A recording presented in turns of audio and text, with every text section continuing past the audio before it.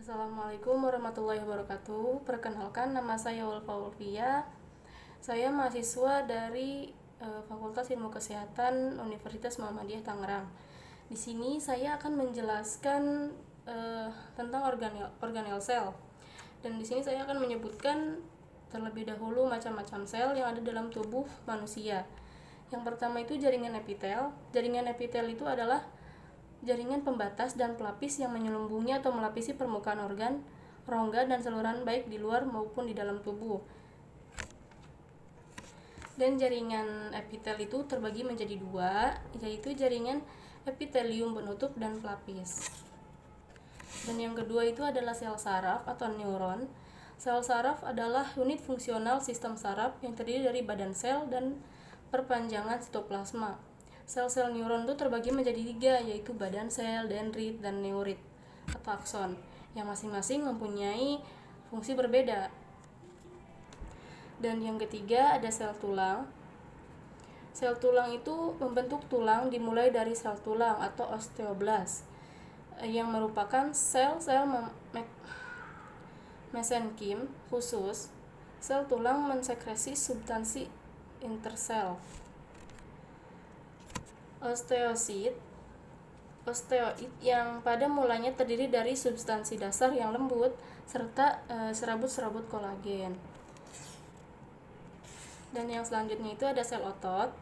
Nah, sel otot itu tersusun dari sel-sel otot yang berfungsinya untuk menggerakkan organ-organ tubuh.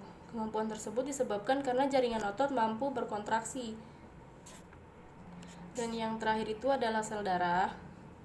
Tubuh manusia tersusun dari miliaran sel darah yang memiliki fungsi yang vital. Darah adalah jaringan cair, di mana volume darah pada manusia secara keseluruhan sekitar 1/12 berat badan atau sekitar 5 liter. Sel darah adalah semua sel dalam segala bentuk yang secara normal ditemukan dalam darah, yang terdiri dari sel darah merah atau eritrosit, dan juga ada sel darah putih atau leukosit. Dan selanjutnya saya akan menjelaskan organel sel. Di sini saya ada gambar organel sel. Saya akan menyebutkan fungsi-fungsinya. Yang pertama itu ada membran plasma atau plasma membran. Nah, itu fungsinya yaitu melindungi sel, mengatur keluar masuknya zat, dan sebagai penerima rangsang dari luar. Dan yang selanjutnya itu retikulum endoplasma. Retikulum endoplasma itu terbagi menjadi dua, yaitu retikulum endoplasma halus dan retikulum endoplasma kasar. Retikulum endoplasma kasar itu memiliki ribosom atau ditempeli ribosom. Dan retikulum endoplasma halus itu tidak memiliki ribosom. Nah, fungsinya yaitu transport dari sintesis protein, dan juga terdapat ribosom dan transport dan sintesis lemak dan steroid. Nah, retikulum endoplasma kasar itu untuk fungsi retikulum endoplasma kasar itu fungsinya untuk mensintesis protein. Nah, yang selanjutnya itu ada retikulum endoplasma halus, yaitu untuk mensintesis lemak dan steroid. Dan yang selanjutnya ada nukleus.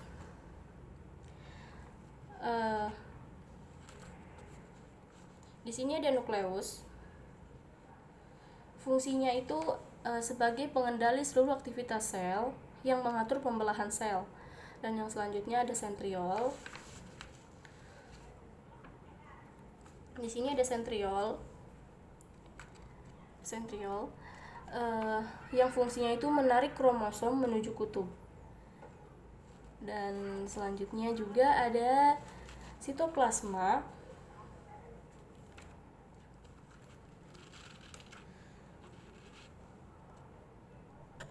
Sitoplasma itu fungsinya yaitu sebagai tempat reaksi metabolisme sel. Dan selanjutnya ada badan Golgi atau Golgi apparatus, yang ini. Gambarnya yang ini. Fungsinya itu sebagai sekresi polisakarida, protein, dan lendir. Dan yang selanjutnya ada ribosom. Dan ini gambar ribosom di sini. Nah, itu fungsinya sebagai tempat berlangsungnya sintesis protein. Dan yang selanjutnya ada lisosom. Dan ini lisosom.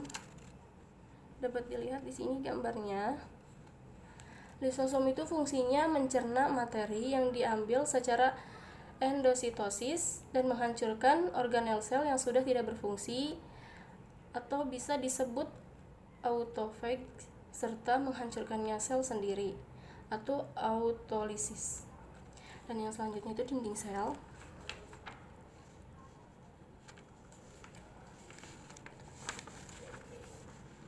Atau membran plasma itu fungsinya untuk memberi bentuk pada sel, melindungi sel sebelah dalam, dan mengatur transportasi zat. Dan yang terakhir itu vakuola. Vakuola itu fungsinya tempat menyimpan cadangan makanan, pigmen, minyak, atsiri, dan sisa metabolisme. Dan yang selanjutnya saya akan menjelaskan tentang fungsi sel saraf. Nah, sebelum kita mengetahui fungsi-fungsi sel saraf,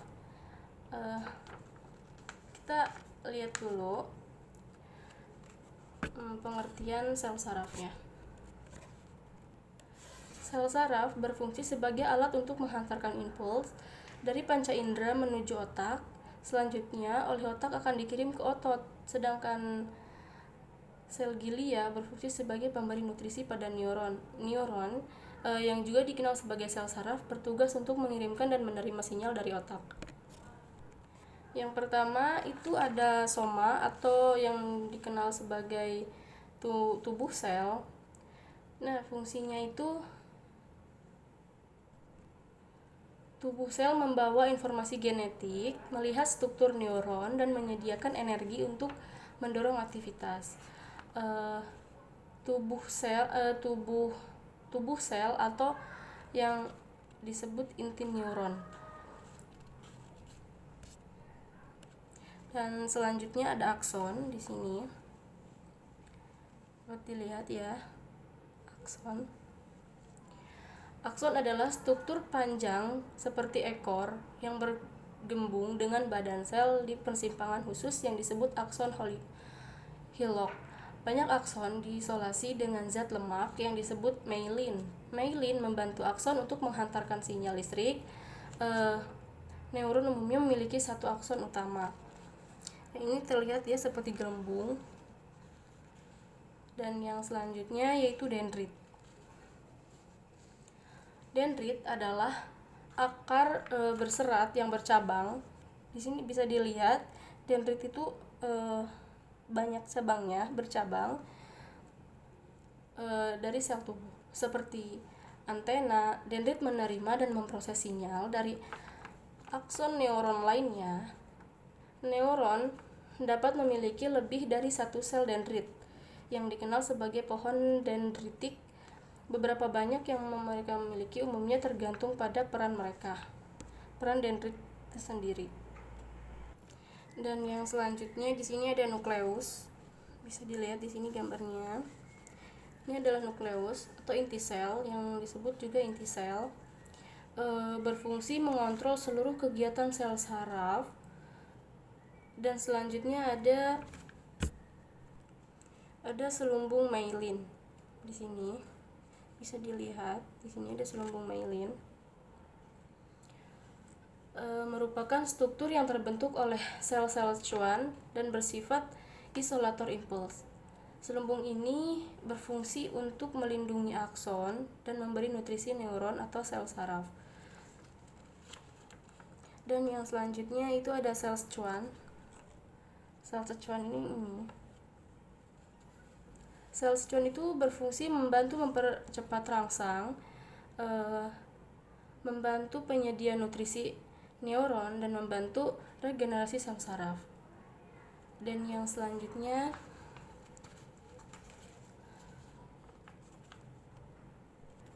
di sini ada sinaps. Di sini ada sinaps, bisa dilihat. Nah, itu fungsinya untuk mengirimkan impuls dari akson ke dendrit. Dari akson ke dendrit. Di sel saraf lain, penghubung neurin satu dengan neuron lainnya. Di sini ada nodus Ranvier, bisa dilihat di sini. Merupakan bagian neurin yang tidak terbungkus lumbung myelin. Ini bisa dilihat, ini dari luar. Nodus Ranvier itu berada di luar. Dia itu tidak terbungkus selumbung myelin. Fungsinya sebagai loncatan untuk mempercepat gerakan impuls. Mungkin hanya ini yang dapat saya sampaikan, kurang lebihnya mohon maaf. Assalamualaikum warahmatullahi wabarakatuh.